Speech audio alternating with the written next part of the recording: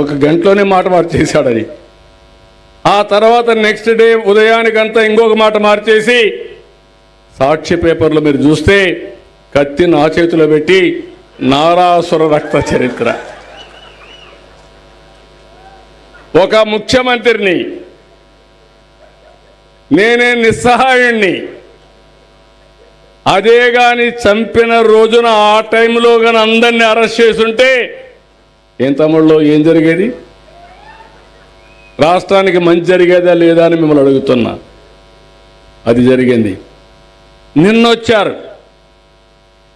నేను ఎక్కడికి పోయినా 5 ఏళ్ళు ఎక్కడా బయట రానేలేదు. ఇంటికి కూడా తాళాలేసి గేట్లకు తాళాలేసి బయట రానియకుండా ఎదించారు. విశాఖపట్నం పోతే తిరుపతికి వెళ్తే ఎయిర్పోర్ట్ని తిరిగి పంపించారు. నేను ఆ పని చేయదలుచుకోలేదు. మొన్న వెళ్ళాడు. ఎందుకు వెళ్ళారు? గంజాయి బ్యాచ్ రౌడీని పలకరించడానికి రౌడీ షీటర్ కోసం వెళ్తారా మీరు అంటే ఏం మెసేజ్ ఇస్తున్నారు? అక్కడ పోయి మొత్తం మార్కెట్ కమిటీ అంతా విధ్వంసం చేశారు. నిన్న పోయారు. 1 సంవత్సరం మునుపు చనిపోయాడు. నేను ముఖ్యమంత్రి కాలా అప్పటికి. నేను జూన్ 12వ తారీఖున ప్రమాణ స్వీకారం చేసి అంత మునిపే చనిపోయాడు. ఆయన ముఖ్యమంత్రిగా ఉన్నప్పుడే చనిపోయాడు. ఆత్మహత్య చేసుకున్నాడు. మొన్న పోయాడు. పోతే బల ప్రదర్శన, రౌడీయిజం, ఇష్టానుసారంగా పోలీసులు చెప్పారు మీరు వెళ్ళండి, తక్కువ మందితో వెళ్ళండి, అక్కడికి వెళ్ళి పరామర్శించండి, రండి, మీటింగ్ పెట్టుకోవాలంటే పెద్ద ప్లేస్లో పెట్టుకోండి. ఇరుకు సందుల్లో మీటింగులు పెట్టి అక్కడ తొక్కేస్తే ఏమవుతారు వద్దని చెప్పి సజెషన్ ఇస్తే వీళ్ళు చేసిన పని ఇష్టానుసారంగా పోయి కడాన తమ్ముళ్ళు ఎంత క్రూరమో మీరు ఆలోచించండి. మీరెక్కడన్నా పోతా ఉంటారు కారులో, ఎవరికైనా యాక్సిడెంట్ అవుతుంది, ఏం చేస్తారు మీరు? నిలబెడతారా లేదా? మానవత్వంతో హాస్పిటల్కి తీసుకుపోతారా లేదా? మీరు ఏం చేస్తారా? చేస్తారా లేదా? చేస్తామంటే తేలిపైకెత్తండి. మనకు అది జరిగినప్పుడు అది కోరుకుంటామా లేదా నేను అడుగుతున్నా.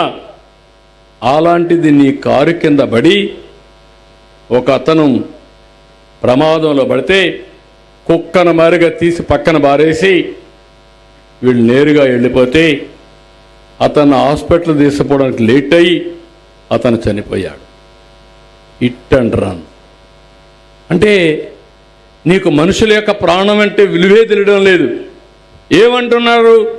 నా కారు కింద పడలేదని ఇంకో కారు కింద పడ్డారని రెడీ చేశారు సాక్ష్యాల్ని.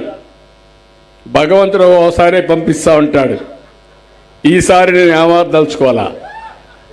నేను అంతా ఇన్ఫర్మేషన్ సంపాదించమంటే మా పోలీసులు తీసుకుంటే క్లియర్ కట్గా ఫారెన్సిక్ ఎవిడెన్స్లో కూడా సాక్ష్యాలు వచ్చాయి.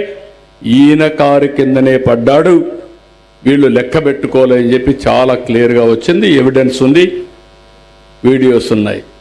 ఏం తమ్ముళ్ళు మీకు బాధ అనిపించదా?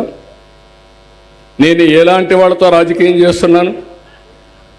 నా జీవితంలో నేను ఎక్కడ కూడా ఒక వ్యక్తిని కొట్టింది కానీ నా మీద కేసులు పెట్టించుకున్నది కానీ ఎక్కడా లేని పరిస్థితిలో ఇప్పుడు నేను నేరస్తులతో రాజకీయం చేయాలంటే చేయకపోతే మిమ్మల్ని కాపాడుకోలేను, చేస్తే ఇలాంటి ఇబ్బందులు.